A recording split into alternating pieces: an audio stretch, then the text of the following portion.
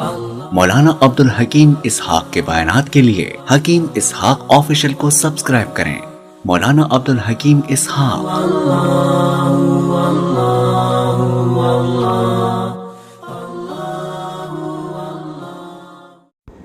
بسم اللہ الرحمن الرحیم نحمده ونصلی ونسلم علی رسولہ الکریم اما بعد فاعوذ باللہ من الشیطان الرجیم بسم اللہ الرحمن الرحیم۔ آج بہت بڑا ہدیہ لے کر آپ حضرات کے سامنے حاضر ہوا ہوں۔ یہ وظیفہ نہیں ہے، یہ خزانہ ہے۔ جتنے بھی وظائف ہیں تمام وظائف کا یہ دل ہے۔ جیسے قرآن پاک کا دل سورہ یاسین ہے، اسی طرح تمام وظیفوں کا یہ دل ہے۔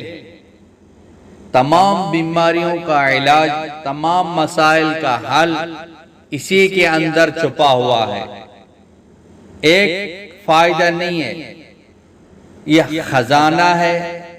ہر قسم کے فوائد اس کے اندر چھپے ہوئے ہیں۔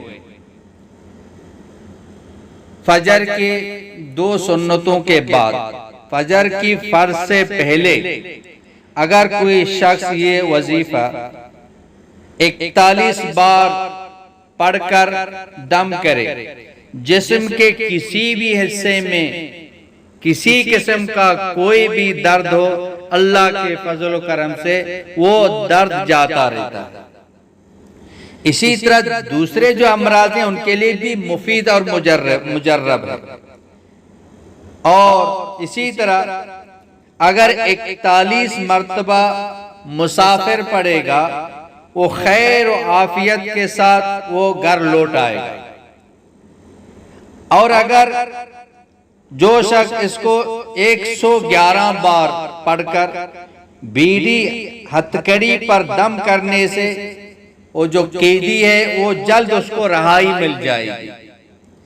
اسی طرح صبح صادق کے وقت دونوں ہاتھوں پر یہ سورت، یہ وظیفہ دم کر کے چہرہ اور تمام بدن پر پھیرنے سے اس روز میں جو پیاس کی شدت ہے وہ کم ہو جائے گی، پیاس کم لگے گی صبح صادق کے وقت پڑھنے سے۔ اسی طرح جو شخص آخر شب میں 41 بار پڑھے تو بغیر مشقت کے اس کو روزی ملے گی۔ رات کا جو آخری حصہ ہے، آخری حصے میں 41 مرتبہ پڑھنے سے اللہ پاک اس کے روزی آسان فرماتے ہیں۔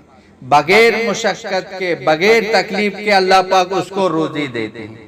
بے شمار فائدے ہیں۔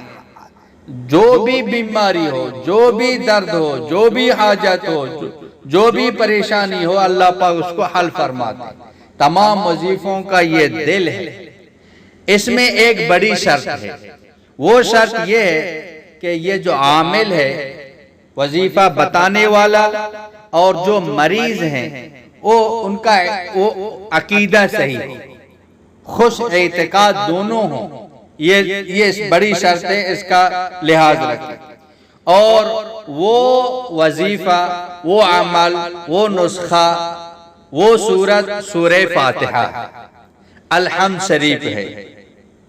جو وقت میں نے بتا دیا، جو عدد میں نے بتا دیا، اسی عدد کو اسی وقت پڑھنے سے جو فائدہ میں نے بتا دیا، انشاءاللہ تعالی وہ فائدہ حاصل ہوگا۔